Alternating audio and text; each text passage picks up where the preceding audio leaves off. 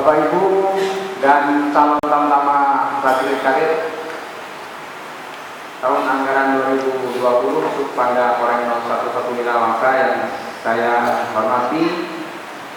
Pertama-tama marilah kita memanjatkan puji syukur kehadirat Allah Subhanahu wa taala atas segala limpahan rahmat yang karunia-Nya kita berkumpul di aula KMPI Korem 011 Minahasa untuk bertatap muka dalam rangka untuk menyampaikan perihal pelaksanaan seleksi calon tamtama 2020 Subpanda. Nanti ada yang akan menyampaikan materi tentang kesehatan. Kemudian tidak sedang kehilangan hak menjadi prajurit berdasarkan putusan pengadilan yang sudah memperoleh kekuatan hukum tetap. Persyaratan yang lainnya, yang pertama, laki-laki bukan anggota atau mantan prajurit TNI atau Polri. Jadi tamtama ini khusus untuk laki-laki. Jadi tidak ada calon tamtama yang perempuan. Nah, lain dengan Bintara ya, kalau cabang nanti bulan Juli itu dibuka atau diterima juga untuk perempuan. Nah, untuk tamtama ini khusus laki-laki yang bukan mantan prajurit atau TNI atau Polri. Jadi kalau ada yang sudah pernah jadi anggota TNI atau anggota Polri kemudian dia keluar daftar lagi, tidak bisa. Apalagi keluarnya dipecat. Ijazah minimal SMP atau madrasah sanawiyah. Ya. Jadi ijazah tidak harus SMA, khusus untuk tamtama ini minimal SMP atau madrasah sanawiyah termasuk ijazah paket C. Ya. Ijazah paket C juga berlaku bagi calon tamtama. Kemudian tinggi badan minimal 163. Nah, ini norma dasarnya 163. Nanti ada yang mungkin di bawah 163 kok masih ikut, masih diikutkan misalnya. Kalau ada nanti ya itu nanti apabila ada yang di bawah itu diikutkan, nanti akan dilihat dulu hasil seleksinya. Apabila ada hal-hal yang menonjol, dia memiliki kelebihan yang bisa dimanfaatkan kelebihan itu dalam kedinasan di TNI Angkatan Darat, akan menjadi bahan pertimbangan. Tetapi norma dasarnya adalah 163 itu. Karena kami kemarin sudah melakukan pengukuran tinggi badan, ya. Memang masih ditemukan ada beberapa orang yang tingginya masih di bawah 163.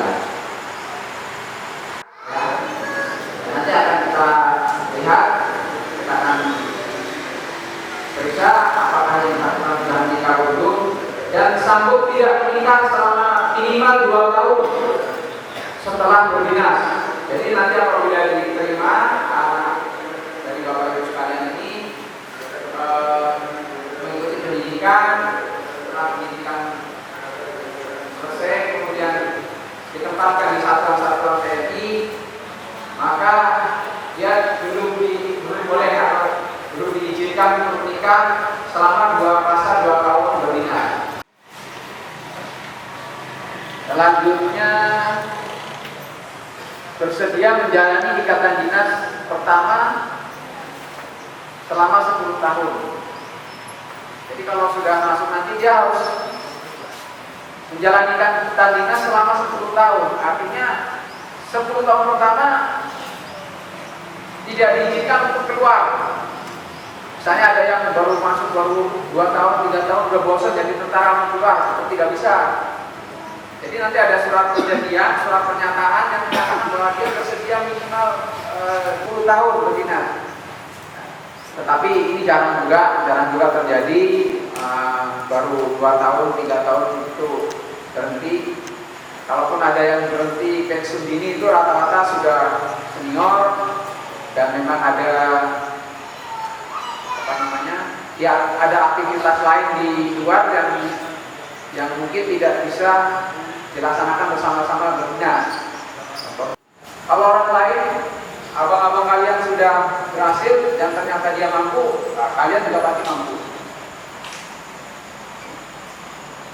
Kemudian kami dari panitia akan berusaha untuk bertindak jujur, objektif dan transparan. Saya rasa itu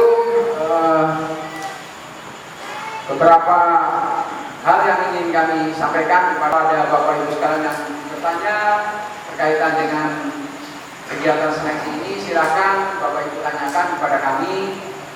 Kami akan jawab sesuai dengan bidang kami masing-masing.